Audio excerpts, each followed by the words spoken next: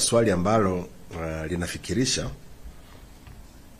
ile la kila mgonjwa anayekuja pale kwetu kwa sababu ya nafasi kwa finyu, na hawa watu ni kama vile tunasema wamejisababishia kwa kutokuwa uangalifu, basi viungo vyao vikatwe.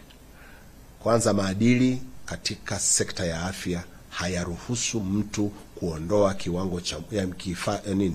kiungo chochote cha mwili kwa sababu amechoka kufanya kazi.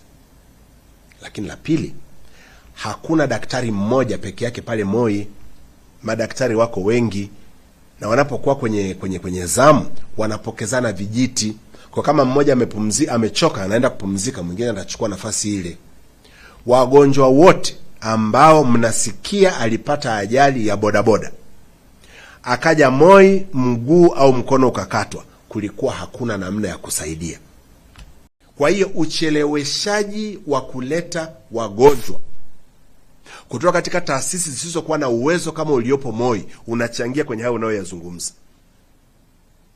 Mtu anapata ajali, mkono umevunjika, mfupa umechomoza nje, anasafishwa tu kidogo kidogo, anafungwa na bandage.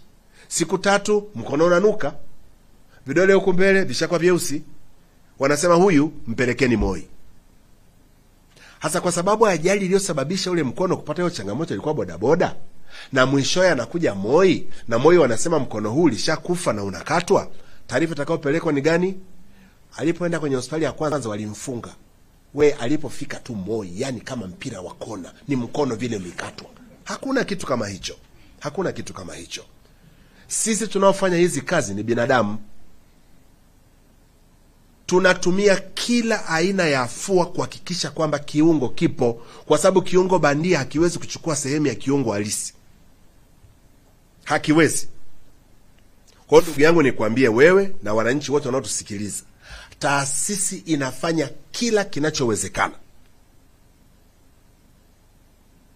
kuweka uwezekano wa vile viungo visikatwe.